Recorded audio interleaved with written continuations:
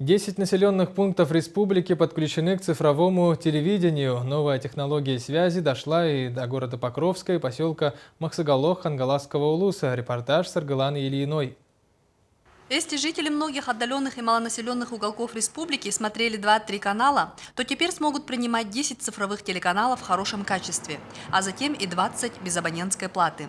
На данный момент завершилось строительство объектов радиотелевизионных передающих станций цифрового телевидения в Покровске и в поселке Махсагалох. По плану Покровск-Махсагалох мы ожидали где-то декабрь-январь даже 2015 года или декабрь 2014 года.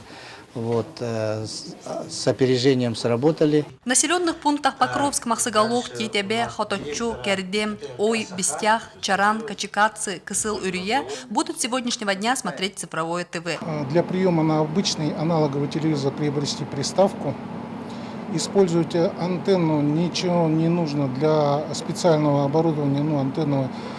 Используется антенна дециметрового диапазона ДМВ, которая продается в магазинах, или использовать коллективные антенны, которые имеются на жилых многоквартирных домах. Для подключения и использования не требуется специальных навыков. Достаточно приобрести приставку и включить автонастройку. Подключение второго мультиплекса, это еще 10 каналов, запланировано на 2018 год. Хангаласскому совету ветеранов вручили подарок – несколько цифровых приставок для ветеранов. Саргалана Ильина, Федор Тарасов, НВК Саха, Хангаласский улус.